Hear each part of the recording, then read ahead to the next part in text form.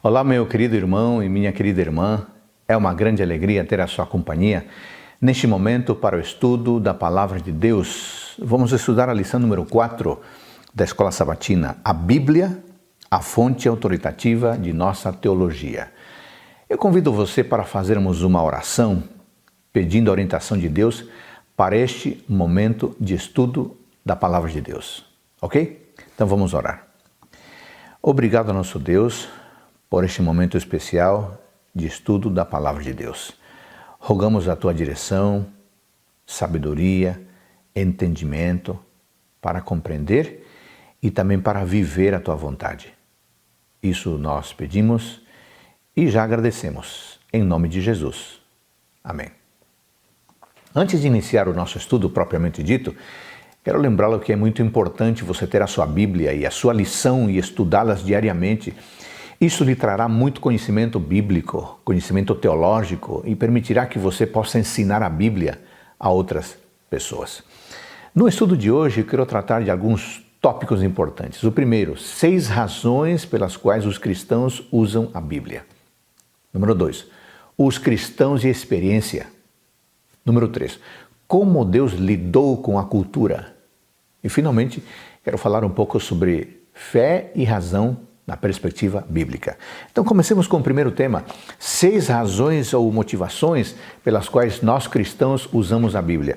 Certamente, amigos, este é um campo bastante subjetivo, mas vale a pena uma reflexão neste sentido, na tentativa de mapear algumas das mais representativas razões ou motivações que impulsam os cristãos a usarem a palavra de Deus. Em primeiro lugar, nós cristãos usamos a Bíblia para obter informação e compreensão.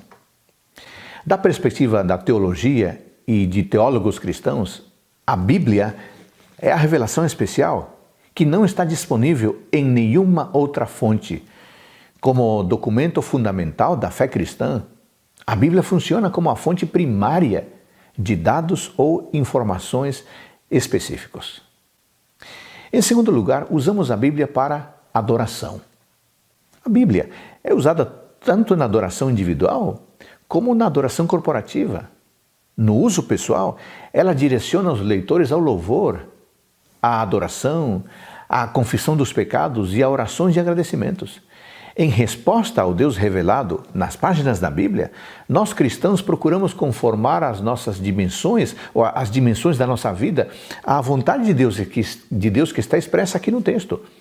A Escritura proporciona inspiração, proporciona desafio, gera experiências religiosas, fornece esperança, fornece sustento, enfim. A Bíblia é o meio para a adoração individual. Deus nos fala através de sua palavra viva e ativa, e nós, como parte do seu povo, respondemos com adoração. Na adoração corporativa, a igreja deve procurar praticar comunitariamente a aproximação e o louvor a Deus, baseado no princípio estabelecido, por exemplo, pelo apóstolo Pedro, que é um eco de conceitos do Antigo Testamento. Eu estou me referindo à primeira carta de Pedro, capítulo 2, versículos 9 e 10. Você pode me acompanhar. Diz assim: vocês, porém, são geração eleita, sacerdócio real, nação santa, povo de propriedade exclusiva de Deus, a fim de proclamardes as virtudes daquele que vos chamou das trevas para a sua maravilhosa luz. Vós, sim, que antes não eres povo, mas agora sois povo de Deus, que não tinhas alcançado misericórdia, mas agora alcançastes misericórdia. Eu li a primeira carta de Pedro, capítulo 2, versículos 9 e 10. Você pode contrastar isso que acabamos de ler com Êxodo 19, 5 e 6 e Oséias, capítulo 2, versículo 23. Nós usamos a Bíblia para formular teologia. O que isso significa? Normalmente, as pessoas se aproximam de um tema bíblico com seus conceitos e preconceitos e, com isso, acabam compreendendo textos e temas de um modo bem particular, atribuindo assim peso e medida singular aos ensinamentos bíblicos, de acordo com seus próprios paradigmas, sua cosmovisão e suas convicções. Por causa disso, é necessário que cada geração revise sua compreensão e formulação teológica. Não porque a Bíblia mude, mas porque a compreensão nossa pode mudar em função da influência que a cultura exerce sobre nós. Em quarto lugar, usamos a Bíblia para pregar. Após uma acurada interpretação, o próximo passo é a proclamação da mensagem de Deus.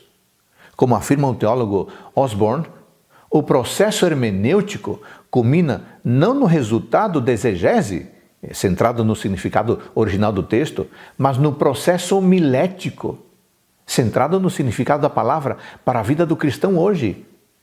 Obviamente, a pregação não é o processo culminante do estudo da palavra, mas é um aspecto fundamental da vida da igreja e que deve ser sustentada nos ensinamentos claros da palavra de Deus.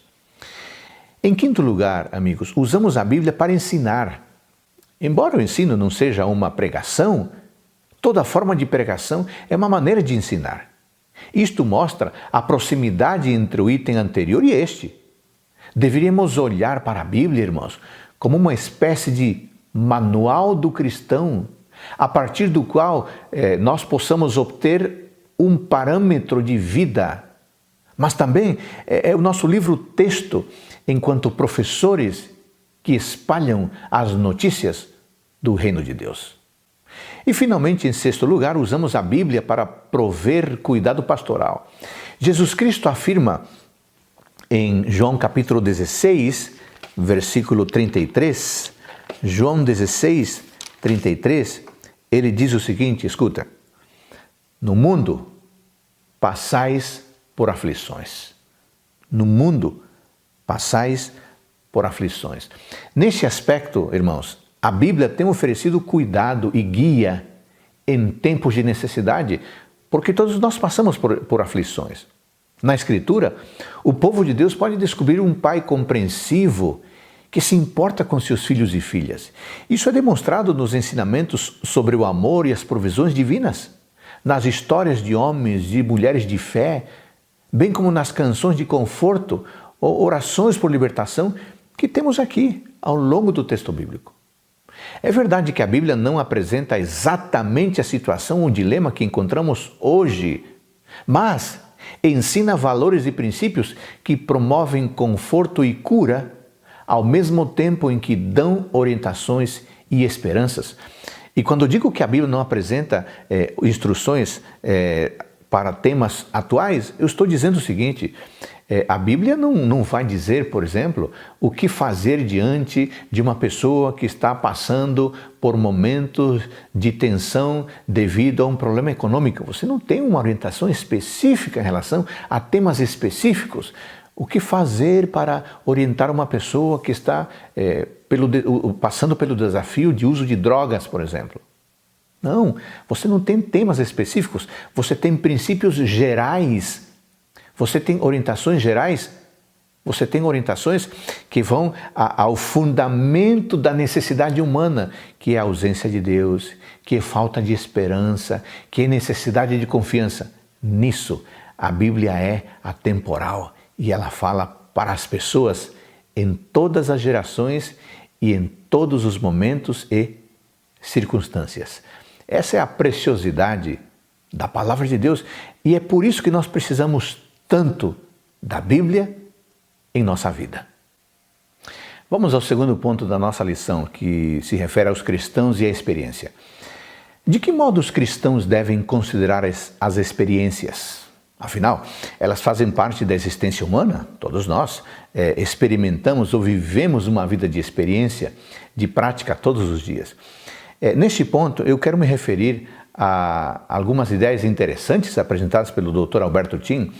Ele sugere 4 diferentes maneiras pelas quais os cristãos consideram a experiência.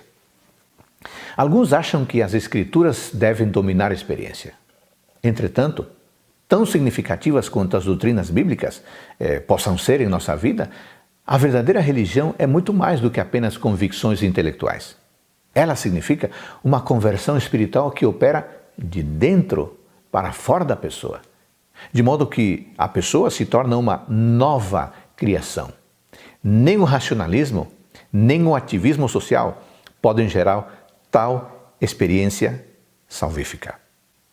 Em segundo lugar, outras pessoas acham que a experiência deve dominar as Escrituras. E neste sentido, a teologia do encontro tem total validade. Afinal, ter uma experiência de relacionamento pessoal com Deus é mais importante, diz essa teologia, que saber a respeito dele. Você concorda com isso? Você acha que ter uma experiência de relacionamento pessoal com Deus é mais importante que saber a respeito de Deus? É claro que não. As duas coisas são importantes. Mas a minha experiência não deve dominar o texto bíblico, porque a minha experiência é pessoal, a minha experiência é emocional. E nem sempre as emoções estão certas, porque o coração, diz a Bíblia, é enganoso. Em terceiro lugar, outras pessoas igualam a experiência com a Escritura. E um exemplo clássico disto é o assim chamado quadrilátero wesleyano, no qual Escrituras, tradição, razão e experiência são colocados no mesmo nível de autoridade.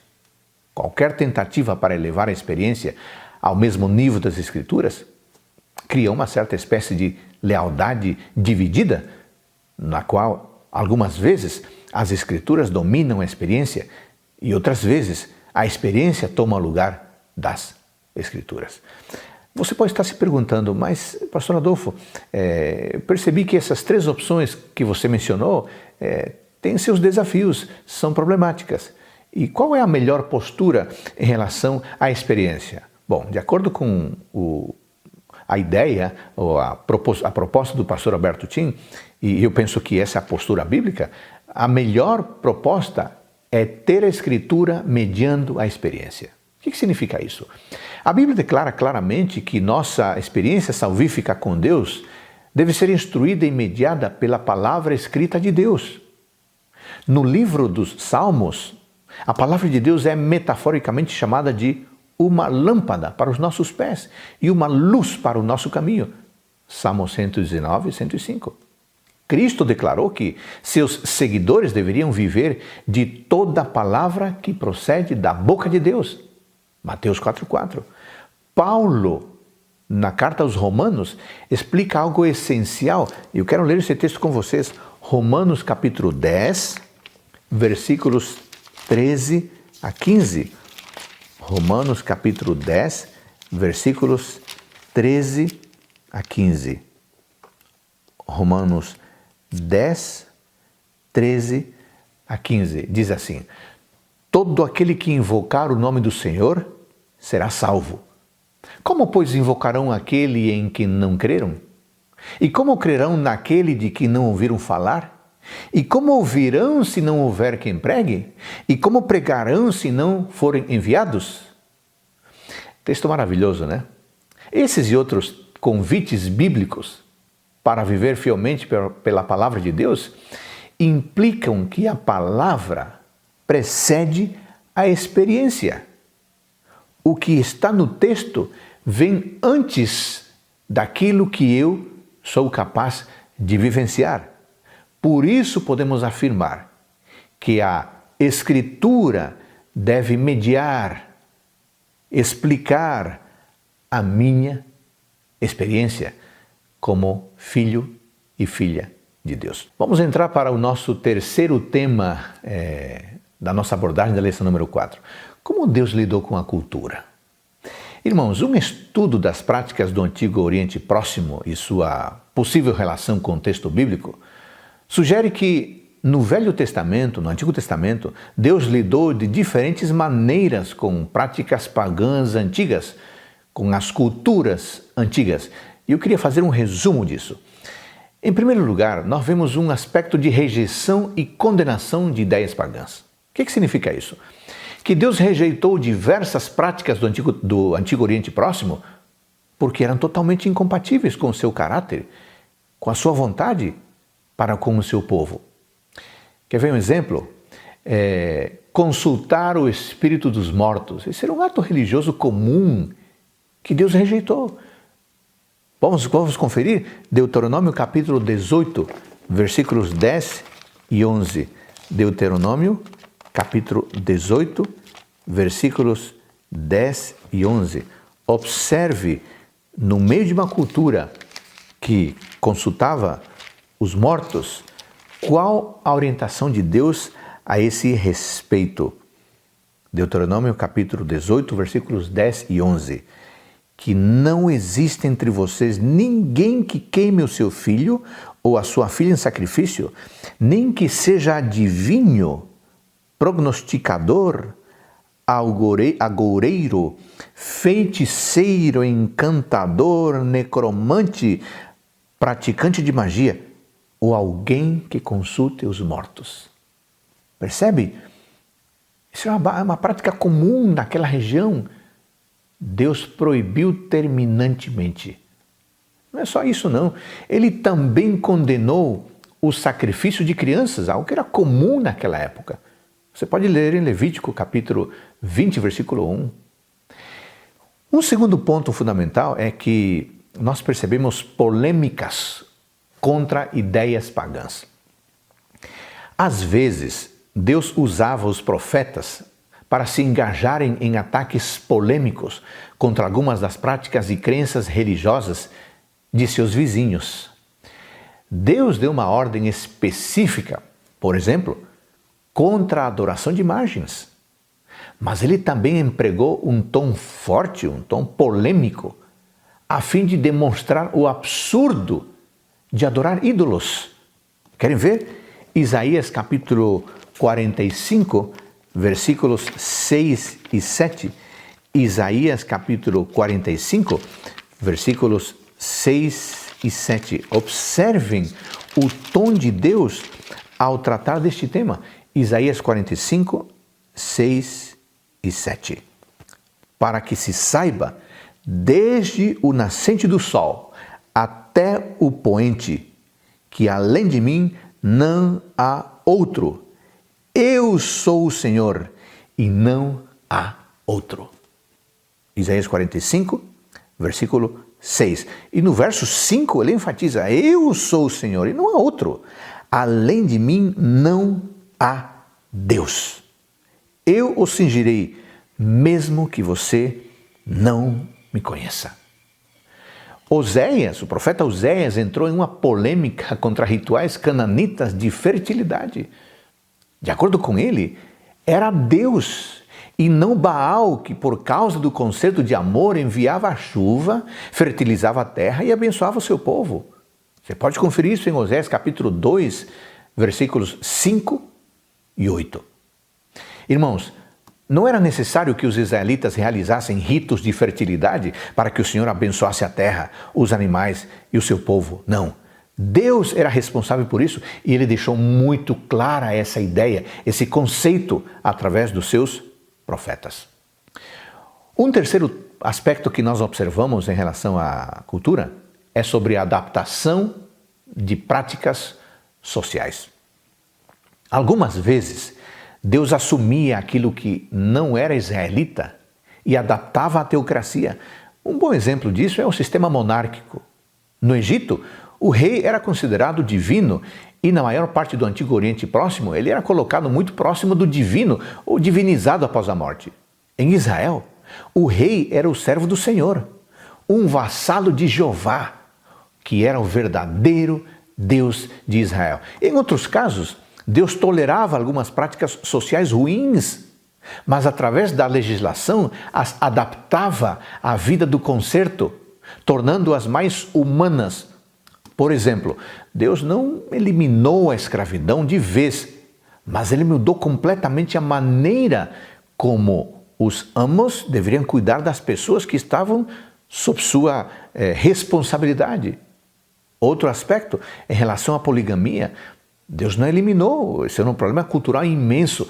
Deus não eliminou totalmente, de vez, mas ele aplicou direcionamentos claros e estabeleceu leis claras para que o seu nome fosse glorificado.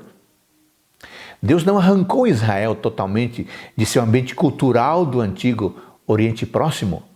Mas, irmãos, Deus estabeleceu leis e diretrizes muito diferentes daquelas que eram praticadas pelas culturas pagãs, mesmo em temas que continuaram por um pouco de tempo, como o caso que eu mencionei da poligamia e da escravidão. Em quarto lugar, nós observamos nesse tema cultural incorporações de diferentes materiais e técnicas literárias. Um estudo de materiais legais encontrados no Antigo Testamento sugere que Deus colocou algumas práticas legais do Antigo Oriente Próximo que eram compatíveis com os valores e princípios do concerto que ele havia estabelecido. Por exemplo, no livro de Provérbios temos uma coleção de dizeres sábios de um autor que pode não ter sido um israelita. No entanto, o escritor bíblico, sob inspiração do Espírito, incorporou-os no livro. E você pode ler isso em Provérbios capítulo 30, versículos 1 a 33, e o 31, versículos 1 ao 9. Técnicas e formas literárias usadas na literatura cananita também foram usadas pelos profetas para comunicar a mensagem que o Senhor dava a eles. Em tudo isto, irmãos, o que nós observamos é o seguinte: Deus não se deixa comandar pela cultura e Deus não permite que o seu povo entre em cheio na cultura dominante, mas Ele domina a cultura e, se necessário, adapta alguns bons aspectos dela para a vivência do seu povo. Irmãos, ainda neste tema da cultura, vamos refletir em algo muito importante. Num instante, o rei Davi se transformou num assassino quando Uzá foi fulminado por sua ousadia em tocar a arca. E tudo começou com uma aparentemente ingênua ação: colocar a arca num carro em vez de colocá-la nos ombros dos levitas. Você pode ler esse relato completo em 2 Samuel capítulo 6. Eu gostaria que você pensasse no seguinte: o entusiasmo e pragmatismo de Davi o levaram ao erro e ao pecado. Mas observe, a ação de Davi não foi original, porque os israelitas haviam transportado a arca num carro. Isso está escrito em 1 Samuel capítulo 6, versículos 7 e 8. Portanto, Davi imitou uma cultura que já existia. E ao imitar a cultura, Davi fracassou. Este episódio nos lembra que a obediência à palavra é muito mais importante que o entusiasmo e o pragmatismo e a cultura. A obediência ao que Deus diz está acima de tudo isso. Alguns podem dizer: mas pastor Adolfo, todo mundo está fazendo assim. As igrejas estão fazendo desse jeito. As pessoas gostam disso. Os estudos mostram que... Amigos, em termos de princípios de uma vida correta diante de Deus, esqueça a cultura. Esqueça as tendências sociológicas, antropológicas. Esqueça o pensamento dominante. Esqueçamos o que dizem os especialistas. Porque se eles disserem e praticarem diferente da palavra, esqueçamos. Os nossos princípios de vida devem seguir a Escritura. Por favor, pense nisso com carinho. Vamos ao ponto final da nossa lição, que é a fé e a razão na perspectiva bíblica. Especificamente no Novo Testamento, o ensino bíblico que diz respeito à fé e razão pode ser resumido em algumas proposições e eu quero estudá-las brevemente com vocês. Em primeiro lugar, o Espírito Santo desperta a fé e ilumina a razão. Irmãos, se não fosse a persistente influência do Espírito Santo na consciência humana, ninguém jamais se tornaria um cristão. Em nossa condição natural, não possuímos disposição para buscar a Deus. Duvida disso? Veja lá em Romanos capítulo 3, versículos 10 e 11. Romanos capítulo 3, versículos 10 e 11. Como está escrito: não há justo nenhum sequer, não há quem entenda, não há quem busque a Deus. Todos se desviaram, diz o verso 12. Portanto, nós não temos condição natural de reconhecer a nossa necessidade emergente, urgente da graça de Deus. Nós não temos condições naturais de compreender as coisas espirituais, diz 1 Coríntios capítulo 12, versículo 14. Irmãos, é somente pela influência do Espírito Santo que somos levados a aceitar, crer e confiar em Deus. Após esta miraculosa transformação, o Espírito Santo nos ensina, nos guia à compreensão de toda a verdade, habilitando-nos a discernir entre a verdade e o erro. Em segundo lugar, irmãos, a fé deve ser desenvolvida e praticada durante toda a nossa vida. Irmãos, cada ser humano recebe uma medida de fé, isto é, a capacidade básica de confiar em Deus. Cada ser humano é encorajado a crescer mais e mais em fé, diz 2 Tessalonicenses, capítulo 1, versículo 3. E nesse sentido, o pedido insistente dos discípulos deveria ser o nosso pedido. E qual que foi o pedido deles? Vamos lê-lo. Lucas capítulo 17, versículo 5. Lucas 17, versículo 5. Olha qual foi o pedido deles. Aumenta nossa fé. Aumenta nossa fé durante toda a nossa existência. A nossa fé precisa se desenvolver constantemente. Um terceiro ponto, irmãos, é que Deus valoriza e apela à razão humana. Embora os argumentos de Deus sejam infinitamente superiores aos nossos, Isaías 55 diz isso, Ele escolheu comunicar-se inteligentemente com a raça humana, revelando a si mesmo através das Escrituras, através de Jesus Cristo, que chamou a si mesmo de a verdade. João capítulo 14, versículo 6. E através da natureza ele também se revela, Salmo 19, 1.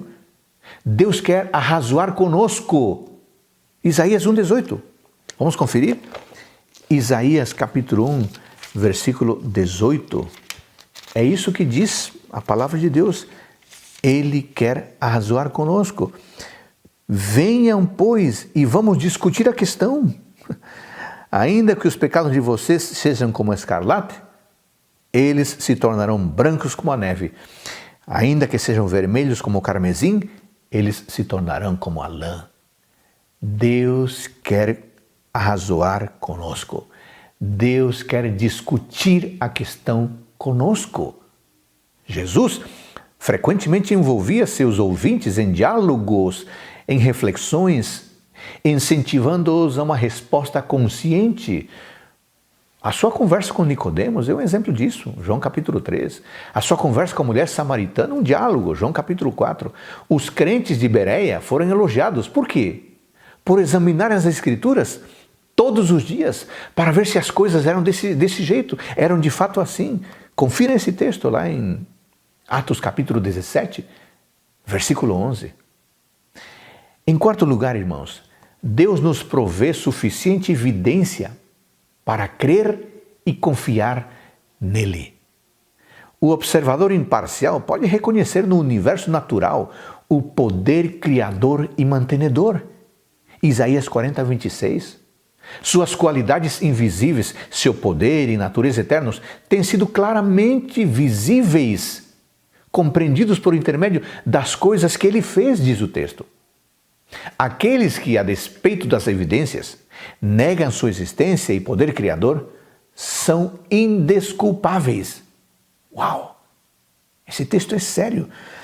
Vamos ler Romanos capítulo 1, versículo 20. Esse texto é sério. Romanos capítulo 1, versículo 20. Porque os atributos invisíveis de Deus, isto é, o seu eterno poder, a sua divindade, claramente se reconhecem desde a criação do mundo, sendo percebidos por meio das coisas que Deus fez. Por isso, os seres humanos são indesculpáveis. Entretanto, quando Tomé expressou dúvidas sobre a realidade da ressurreição, Cristo lhe deu uma evidência física e o desafiou. Tomé, não seja incrédulo, seja crente. Você pode ler sobre isso em João capítulo 20, versículos 27 a 29. Em quinto lugar, irmãos, Deus provê claras orientações para a vida, mas Ele aceita as escolhas que nós fazemos. No jardim do Éden, Deus deu a Adão e Eva livre-arbítrio para obedecê-lo ou não, e os advertiu quanto às tristes consequências de sua desobediência. Gênesis 2, 16 e 17. Falando por intermédio de Moisés, Deus reiterou as opções. Quais são essas opções? Eu queria que você me acompanhasse nesse texto extraordinário que está em Deuteronômio capítulo 30, versículos 15 e 19. Deuteronômio 30, 15 e 19. Vamos ler? Vê o que proponho hoje, a vida e o bem, a morte e o mal. Escolhe, pois, a vida para que vivas, tu e tua descendência. Os apelos de Deus à consciência humana são perfeitamente afáveis, bonitos. E há um texto extraordinário sobre isso em Apocalipse 3, 20. Apocalipse 3, 20. Eu queria que você lesse esse texto comigo. Apocalipse 3, 20. Eis que estou à porta e bato. Se alguém ouvir a minha voz e abrir a porta, entrarei em sua casa e cearei com ele e ele comigo. Em sexto lugar, irmãos, fé e razão trabalham juntas na vida e no testemunho do cristão. Paulo afirma que a aceitação de Jesus como Salvador depende de um entendimento racional do Evangelho, de um entendimento que é operado pela razão. Ele diz que a fé vem pela pregação e a pregação pela palavra de Cristo. Confira esse texto lá em Romanos 10, capítulo 10, versículo 17. Os cristãos devem estar sempre preparados para responder a todo aquele que lhe pedir razão da esperança que há nele. 1 Pedro capítulo 3, versículo 15. E veja que nesse texto, apologia em grego, né? Defesa, justificação, e razão, que a outra palavra que aparece, logon em grego, significa uma palavra, uma explicação. Ou seja, Pedro está encorajando que nós tenhamos, que nós apresentemos o nosso testemunho como defesa e que nós expliquemos. Não basta o discurso, tem que haver argumentação, explicação clara. Irmãos, a fé cristã é uma fé inteligente. É uma fé que justifica, é uma fé que explica adequadamente. Pedro também encoraja os cristãos assim, com toda a diligência, diz ele, associai com a fé a virtude e com a virtude o conhecimento. Você pode conferir isso em 2 Pedro, capítulo 1, versículos 5 e 6. Irmãos, indo para a conclusão do estudo de hoje, o que eu posso dizer? Como cristãos, recebemos todo tipo de influência e nossa teologia também é influenciada. Por isso, devemos estar atentos. A prioridade dada a qualquer fonte ou combinação de fontes tem influência relevante em nossa teologia. Em última análise, essas coisas determinarão a direção de todo o nosso raciocínio teológico. Nas igrejas católicas e ortodoxas, a tradição costuma desempenhar um papel importante e decisivo. Nas igrejas carismáticas e pentecostais, a experiência geralmente é creditada como autoridade final. Na teologia liberal, a razão humana com frequência assume a última palavra para decidir o que é aceitável ou não.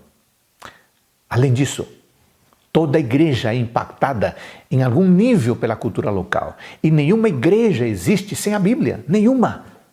É importante, irmãos, estar cientes de todas essas influências e entender a contribuição positiva que cada fonte tem em nossa fé.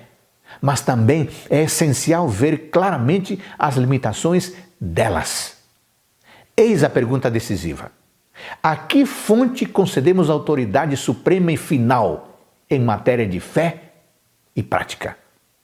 Irmãos queridos, em matéria de fé religiosa, nenhuma autoridade, nenhuma, seja concílios, pais da igreja, pastores, reis, teólogos, eruditos, nenhuma autoridade deve governar a nossa consciência. Nenhuma.